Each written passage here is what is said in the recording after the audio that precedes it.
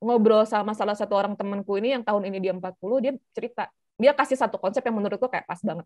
Jadi jodoh itu tuh rezeki, Sal, katanya gitu. Jodoh tuh kayak umur, kayak kayak wealth gitu ya, harta, kayak kesehatan. Kan kamu nggak pernah lihat orang yang apa namanya meninggal duluan terus kamu oh beruntung banget ya dia gitu. Atau misalnya dia ngelihat orang yang panjang, misalnya orang yang meninggal duluan terus sebelum meninggalnya dia ngelihat orang panjang umur, oh gila beruntung banget ya dia. Enggak kan? Ya semua itu simply konsepnya rezeki gitu.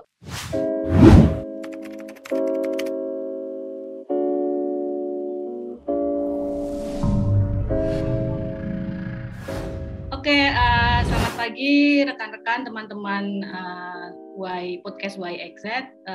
Selamat datang lagi di episode baru YXZ ya. Ini podcast untuk kita diskusikan hal sehari-hari bersama 3 generasi gitu ya, generasi X, Y, dan Z. Nah, mudah-mudahan dari ngobrol-ngobrol antar generasi itu kita ketemu hal-hal yang menarik yang mudah-mudahan berguna buat kita gitu ya. Nah, kali ini kita kedatangan tamu istimewa, ada dua kakak milenial gitu ya. Teman saya Sally dan Anggi. Saya bertemu dengan mereka ini pertama kali 10 tahun yang lalu gitu ya. Dalam sebuah acara dalam sebuah program di Indonesia Mengajar, lalu kemudian kami bertemu lagi, entah kenapa ada semesta yang menemukan kami, lalu mau nih diajak ngobrol soal menjadi 30 dan istilahnya ya, menjadi single di usia 30 gitu ya. Mungkin kita mulai aja, silakan bisa perkenalan dulu gitu ya, Sally sama Anggi, nama dan aktivitasnya sekarang apa sih, dan apakah memang benar ya ini milenial ya teman-teman ini. Halo, salam kenal semuanya. Nama saya Sally. Betul, saya umurnya 30-an.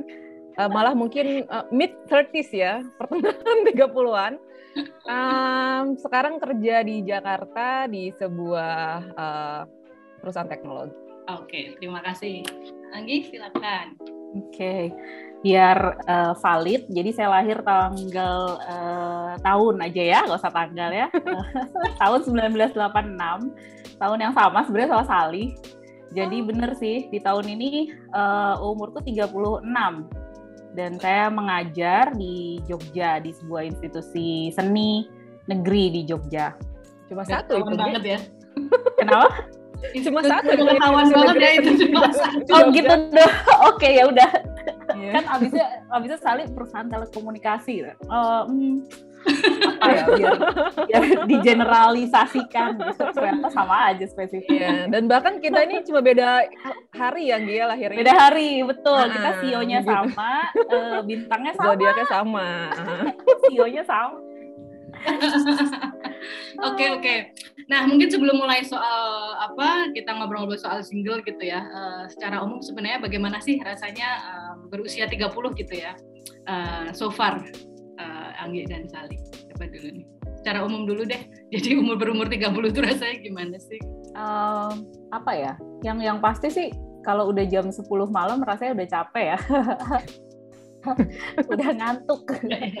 Tapi ya lebih banyak memahami diri, terus udah tahu nih, oh nih gue lagi marah nih kayaknya, oh gue lagi capek nih gitu. Terus juga mungkin kalau aku tuh kayak baru ngerasain independensi yang penuh itu justru emang di umur-umur 30-an ini gitu. Dan ini sih jadi lebih bertanggung jawab sama, lebih bertanggung jawab tapi lebih aware aja sama kesehatan, karena kan dulu kayak aduh nggak apa-apa deh ya gitu, nggak olahraga segala macam, tapi kalau sekarang kayak mulai berpikir ini kalau udah mulai olahraga nanti mulainya lagi bakal capek gitu kan, jadi bakal susah gitu. Nah kalau dulu kan kayak ya udah kita olahraga sebulan sekali doang. Kalau sekarang tuh kerasa gitu. Itu sih secara general kalau aku. Ya. Yang menarik ya, lebih aware dan independen. Oke, kalau Sally gimana? Kalau aku umur 30-an itu agak beda antara pas awal 30-an sama sekarang udah pertengahan 30-an itu the difference is real gitu. Kalau pas awal 30-an itu kayaknya kalau di aku justru bener-bener masa yang kayak kerja gitu, yang beneran nggak ada capeknya, weekend kerja sampai weekdays kerja sampai malam, weekendnya masih kerja lagi, itu tuh aku jabanin gitu.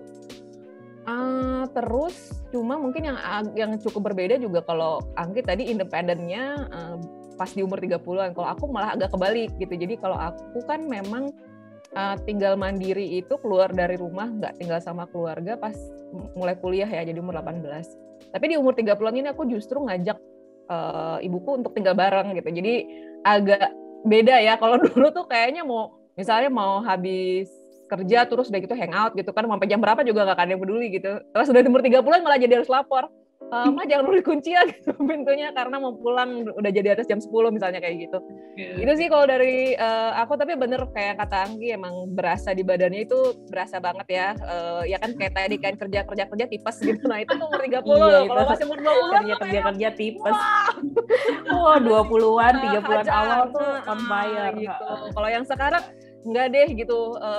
Cuti gitu ya, misalnya cuti panjang gitu, ngambil beberapa hari cuti tahunan, ditanya gitu kan sama bos, aku kemarin habis kayak gitu soalnya ditanya sama bos, kamu ngapain aja? Nggak ada, aku di rumah aja, nggak kemana-mana tuh, dan emang art of doing nothing tuh beneran aku praktekkan di umur 30. Iya, jadi sebenarnya kerja keras terus dari dulu, cuma badannya yang berbeda gitu ya, meresponnya gitu ya. Oke, sip. Nah, kalau ketika pertama kali tahu diajak ngobrol, mau diajak ngobrol di podcast ini soal menjadi single di usia 30-an gitu, sebenarnya apa sih yang terlintas pertama kali di pikiran Sally sama Anggi? Kalau aku sih mikirnya kita kan biasa menstigma ya, maksudnya masyarakat kita kan biasa punya stigma terhadap perempuan bekerja, single, dan mungkin orang pada kepo kayak apaan sih life goals-nya, ngapain sih yang dicari apa gitu. Kalau aku sih pikir karena stigma itu dan juga kebiasaan orang-orang di sekitar aku. Tapi mungkin udah ini Mbak ya, 30 dibuatku itu udah melewati fase itu justru. Jadi mungkin orang udah bosen nanyanya. Jadi itu kayak di akhir 20-an sampai awal 30-an ketika udah mid 30 kayak mereka udah ya udahlah gue udah tahu buat jawabannya, udah bosen kayak gitu. Jadi justru kayak udah melewati fase itu. Tapi aku yakin ketika ada tema ini, jadi mungkin ini menarik karena biasanya yang terjadi adalah stigma orang gitu. Kok nggak nikah sih, terlalu mikirin karir ya, sekolahnya ketinggian ya, atau misalnya terlalu milih-milih ya gitu. Jadi aku membayangkan orang tuh pasti kepo dengan hal-hal yang seperti itu, dan how kita reconcile dengan itu gitu, dan bagaimana perspektif kita sih sebenarnya terkait hal-hal itu. Iya, bener sih.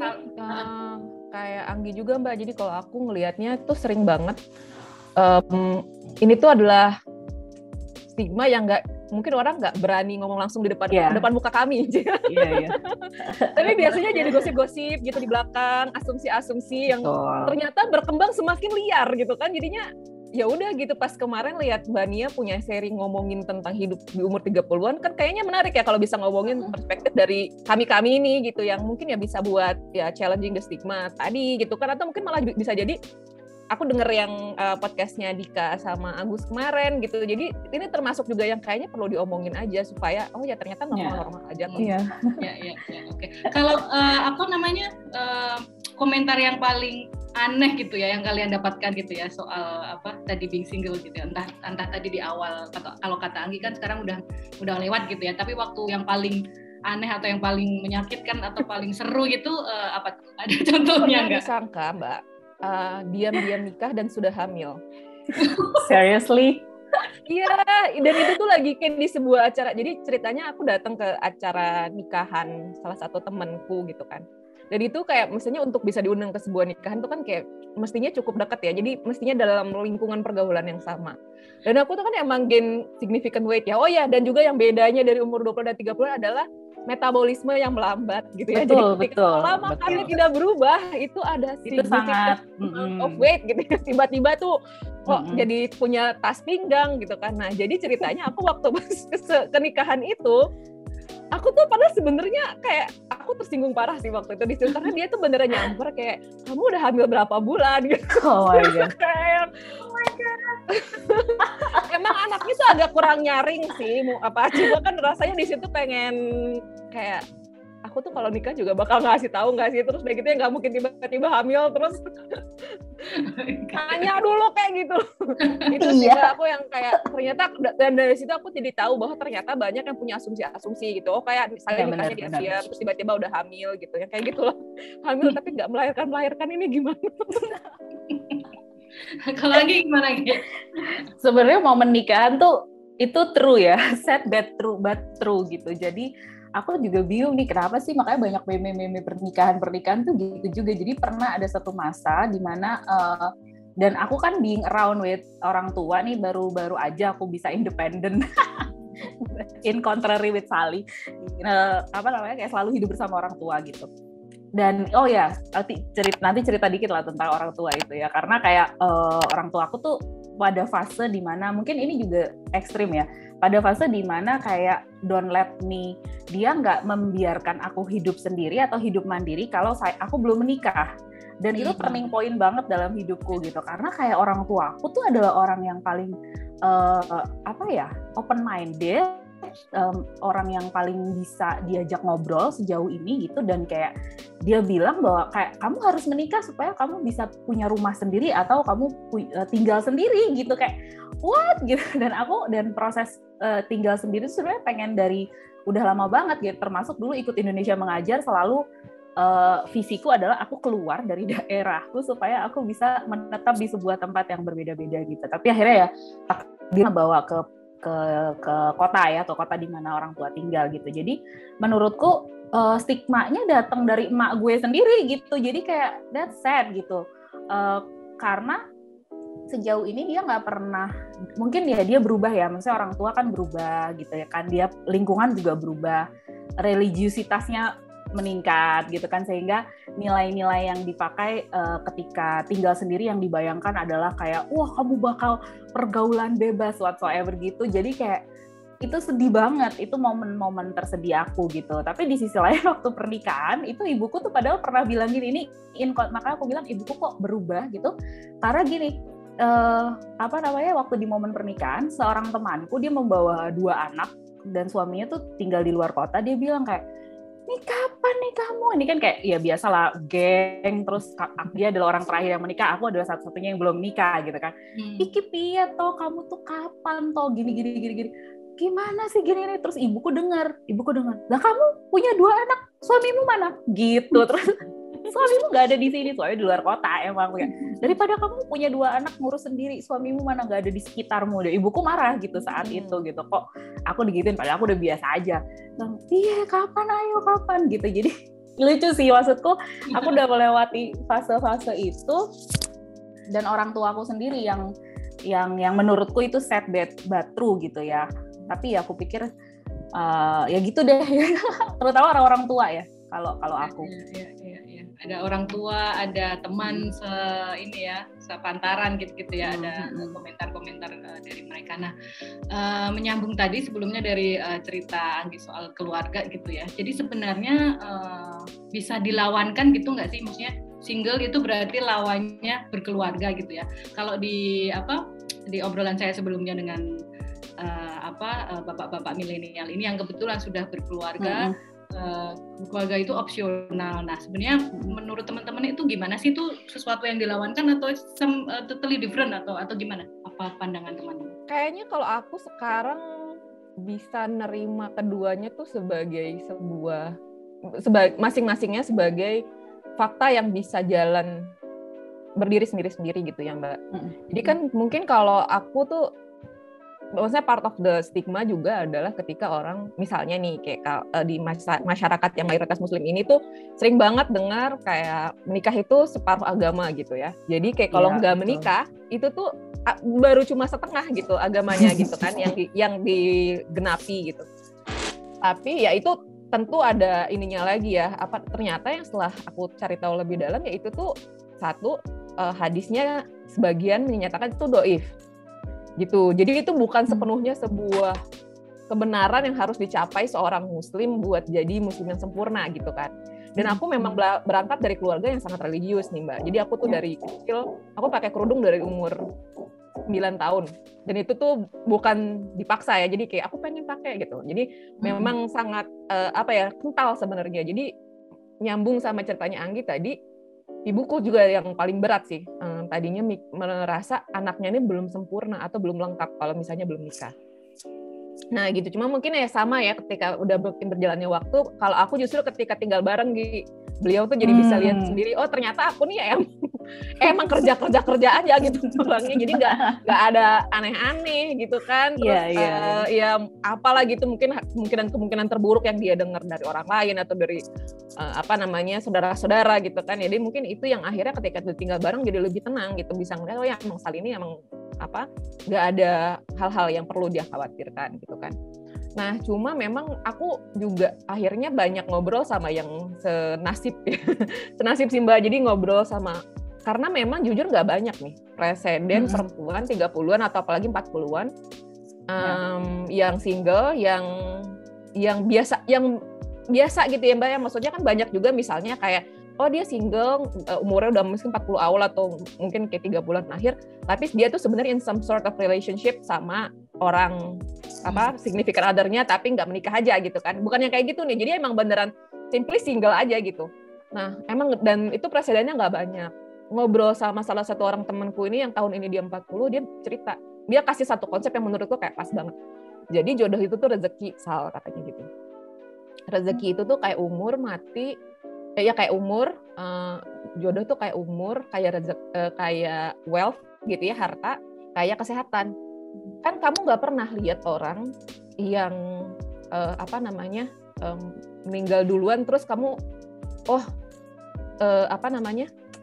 beruntung banget ya dia gitu. Atau misalnya dia ngelihat orang yang panjang, misalnya orang yang meninggal duluan terus sebelum meninggalnya dia ngelihat orang panjang umur, oh gila beruntung banget ya dia. Enggak kan? Ya semua itu simply konsepnya rezeki gitu. Ada orang yang bisa dapatnya rezeki harta sama pendidikan misalnya, atau kayak kesempatan berkarir, ada yang dapatnya jodoh sama umur, ada yang dapatnya, dan kita kan dan kita nggak menuntut kita tuh mesti dapat semua gitu loh sebagai manusia. Ya ada aja emang rezekinya dapatnya segini ya udah gitu. Ya, jadi kalau aku sekarang lebih ke nganggep bahwa apapun yang jadi rezekiku soal jodoh itu tuh ya itu yang aku terima gitu. Jadi mau ada rezekinya jodoh selama aku masih hidup gitu ya, ada yang nanti dapatnya di kesempatan lain di afterlife gitu ya, aku udah di titik ya aku bisa terima itu gitu. Dan senengnya juga karena keluarga juga udah bisa lebih nerima itu sih Mbak, karena tuh ternyata yang suka bikin nyesek gitu ya, ternyata tuh suka kasihan ternyata. Benar. Orang tua aku tuh terhadap ngelihat aku tuh yang kayak sendirian, kayaknya capek banget kerja gitu, kayaknya ya banyak lah yang konsep-konsep tadi ya. Cuma ternyata setelah tinggal bareng jadi banyak mitos-mitos yang bisa dipatahkan bareng, dan akhirnya juga sekarang lebih operate lah kalau aku ngerasanya ya menjalani hidup gitu. Anggi gimana? Iya, kalau aku ngelihatnya ini tuh sesuatu yang kayak menjalani hidup, dimana kayak kita kan ngejalanin hidup jalannya bisa macam-macam ya, sama aja kayak mau kuliah di Ivy League atau kuliah di kampus negeri di Indonesia gitu loh. Jadi kayak mungkin mirip sama Shali, cuma bedanya ini perjalanan yang berbeda aja yang diambil sama setiap. Jadi gini, aku tuh percaya bahwa setiap orang itu punya perannya masing-masing, peran dan timing gitu.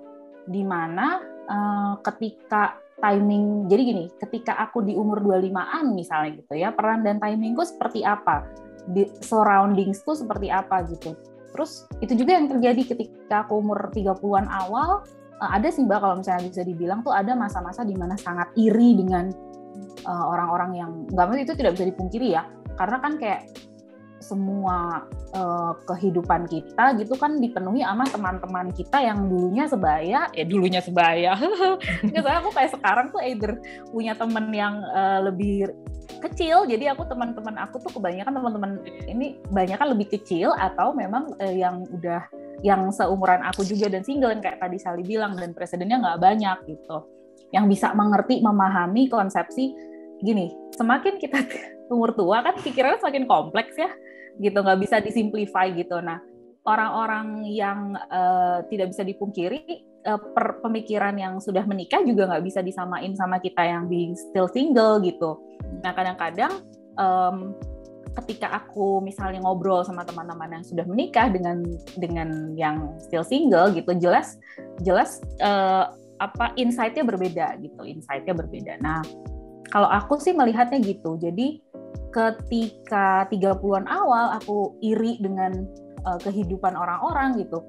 Tapi kemudian aku juga lihat bukti-bukti bahwa ya it's about ini kan hidup ya, yang kayak oh dia ada bahagianya, habis itu dia juga ada sedihnya, dia juga ada masalahnya gitu. Karena aku juga kemudian masih tetap berteman nih misalnya sama temanku yang dari SD gitu ya.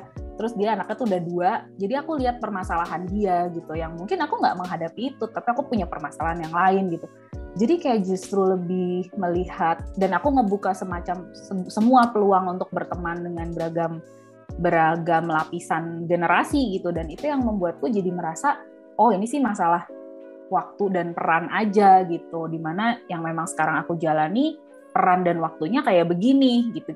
Aku juga nggak tahu kan 2 hari lagi misalnya peran dan waktuku berganti, berubah gitu, kira-kira gitu sih. Atau misalnya dalam 2 hari lagi aku meninggal gitu kayak udah sampai tahap seperti itu. Ya, oke, menarik. Oh, jadi ini sebenarnya perjalanan orang yang berbeda-beda gitu ya, yang memang harus dijalani aja gitu ya. Nah, tapi tadi itu aku menangkap Sally cerita soal sekarang sudah di level sudah terima, atau Anggi tadi sebenarnya sudah lewat aja sih gitu ya. Jadi aku membayangkan ada masa-masa ketika mungkin sebelumnya teman-teman struggling dengan hal itu, dan tadi Anggi juga cerita ya sebenarnya kadang membanding-bandingkan tanpa sadar atau dengan sadar itu otomatis gitu ya. Apalagi sekarang kan ada sosial media yang kayak gitu tuh jadi lebih gampang gitu ya muncul, terutama yang aktif di sosial media gitu. Nah, kalau yang teman-teman rasakan masa-masa seperti itu seperti apa dan bagaimana sih melaluinya gitu ya sampai di titik sekarang tuh sudah biasa aja gitu. Mungkin aku cerita dulu kali ya, kayak aku pengguna aplikasi Kencan. Kita pernah bahas ini ya, Sal. Kayak aku pengguna aplikasi Kencan karena aku mau membuka sebanyak-banyaknya peluang. Sebenarnya gitu sih. Kayak aku mungkin menggunakan itu udah dari umurku 20-an gitu ya, dimana sudah bertemu juga dengan berbagai macam jenis manusia, mengenal beragam orang. Mungkin karena emang aku sifatnya gitu, lebih senang bertemu dengan orang-orang baru gitu. Dan dulu sempat fase di mana awalnya ya udah cari pacar, kemudian cari suami, sampai akhirnya kemudian aku merasa it's kind of a game, it's just kind of a game gitu. Kayak ya udah lu main game, karena gue nggak suka main game. Aku tuh bukan tipikal yang suka main game. Jadi kayak kalau buka aplikasi Kencan ya kayak main game gitu, bertemu sama orang terus chatting gitu-gitu. Ya mungkin si karakterku lebih extrovert kali ya. Terus udah gitu di masa-masa itu tuh kayak memang banyak pengharapan, banyak penyesalan, banyak kesedihan, banyak kayak, kalau aku sih yang kerasa banget tuh gini, gila ya gue tuh nggak semenarik ini ya gitu. Jadi aku tuh sering banget ngerasa kayak bertanya sama diriku sendiri atau sama orang-orang lain, teman-temanku, gue nggak menarik ya? Kok orang tuh nggak suka sama gue sih gitu? Terus kayak gue kalau ngobrol nggak nyambung ya? Atau gue salah ya memilih profesi ini? Jadi orang udah minder duluan gitu kan. Ada banyak yang kamu sih profesinya dosen, jadi kan gitulah, biasalah orang gitu kan. Terus kayak aku bilang, ya kalau dia mau jadi pasanganku kan dia harusnya menerima aku apa adanya kan gitu.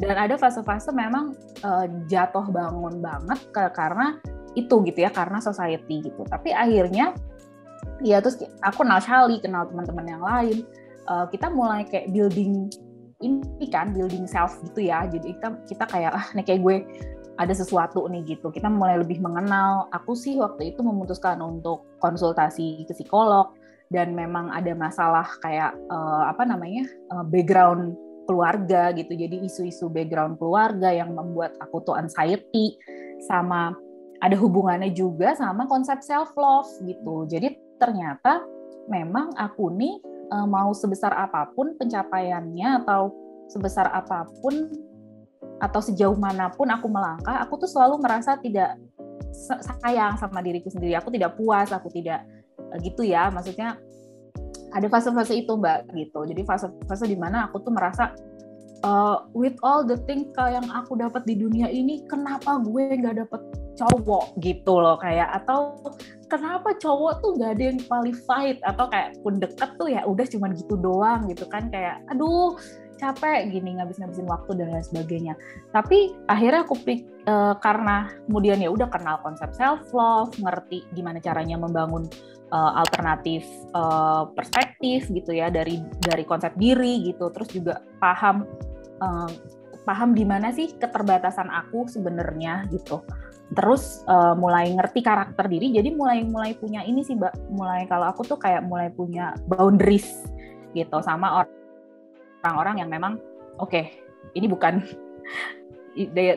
she's not my league, ini emang teman gue gitu yang aku bisa comfortable segala macam.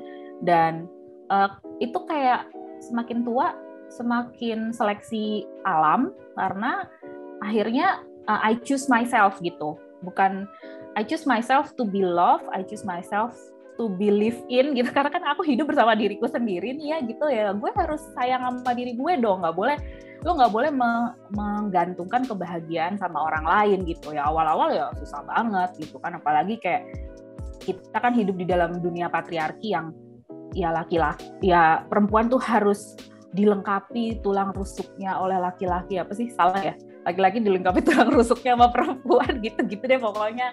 Jadi kayak aku selalu ngerasa nggak konten gitu loh kalau nggak ada laki-laki gitu. Tapi ya akhirnya semakin kenal dan tahu bahwa oh ya ini salah nih, ini yang bener yang begini. Tapi up and down tuh pasti terjadi sih gitu. Oke, ya menarik. Sally gimana? Kalau aku mungkin banyak paralelnya ya sama ceritanya Anggi tadi, cuma mungkin yang aku rasain yang paling sempat bikin kayak kenapa semua orang udah nikah, gue belum gitu ya, itu tuh karena gini Mbak, aku tuh punya sahabat-sahabatku tuh banyak laki-laki waktu umur 20-an nih.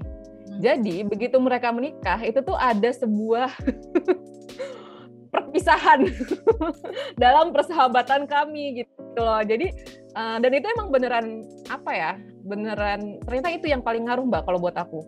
Jadi aku jadi kehilangan support system terdekat karena mereka pada menikah gitu. Mungkin kalau aku bersahabat sama perempuan setelah mereka menikah nggak akan terlalu banyak perubahan gitu kali ya, tetap bisa curhat gitu, tetap bisa minta support. Tapi kalau sama laki-laki tuh beneran kayak mohon maaf persahabatan kita sampai di sini saja gitu ya. Terus habis itu akhirnya jadi aku harus berusaha sendiri gitu kan, atau cari ganti atau cari different kind of support dari orang lain gitu. Dan mengingat itu cultivating-nya udah cukup panjang gitu, begitu harus berdiri sendiri itu yang berasa kayak only if I have someone else yang emang dekat dan bisa jadi support system itu gitu. Jadi terutama itu sih yang bikin ngerasa kok nggak adil banget ya, semua orang tuh berpasangan dan aku enggak gitu kan. Tapi itu juga balik lagi ke mungkin karena aku tuh punya cukup banyak distraction Mbak, sepanjang kehidupan ini, dari pas kerja gitu kan, ekskul, terus udah gitu juga sekolah gitu. Jadinya sebenarnya tadinya nggak terlalu mengganggu gitu. Selalu ada hal seru lain yang bisa bikin aku teralihkan, sampai kemudian semuanya yang di support system aku itu tuh beneran udah pada nggak available lagi buat aku. Nah, itu juga mungkin akhirnya titik di umur 30-an lah aku kenal psikolog sama kayak Anggi. Jadi aku pertama kali pernah depresi yang clinically diagnose ya, bukan self diagnose aku depresi gitu enggak. Jadi emang udah masuk ke early onset major depression. Kenal psikolog buat pertama kali dan akhirnya jadi kayak, kalau aku bilangnya kayak mengupas bawang gitu. Jadi selapis-lapis ketahuan bahwa ada isu yang lebih besar di dalamnya gitu. Jadi dari latar belakang keluarga gitu ya, mirip kayak Anggi. Terus juga tadi kayak konsep diri, terus juga soal trauma masa kecil, itu yang jadinya tuh aku sendiri tuh bersyukur sih kenapa aku masih single ya. Karena itu tuh ngasih waktu buat aku inward looking yang sangat eksklusif ya. Karena beneran kayaknya kalau aku udah punya tanggung jawab atas manusia lain dalam hidupku, aku kayak nggak akan sempet deh gitu buat kesana ya, buat bisa ya kayak Anggi kan ketemu psikolog secara rutin, ketemu punya sempat buat coaching, terus ya beneran kayak punya waktu-waktu perharinya buat refleksi, buat buat nanya sama diri ini tuh kenapa sih kayak gini. Itu sih kalau yang aku rasa ya Mbak ya. Jadi mungkin ketika tadi muncul perasaan-perasaan kenapa gue enggak, kemudian jadi ketemu sama journey-nya dan bisa ngejawab itu, makanya akhirnya tadi udah bisa ngejawab, oh ya emang itu tuh kalau kayak tadi kata Anggi, setuju juga aku, kayak semua ini situasi yang bisa berubah, sama ya emang jalan orang ya beda-beda, rezeki orang beda-beda, jadi bisa sampai ke konten yang sekarang ya karena perjalanan tadi gitu.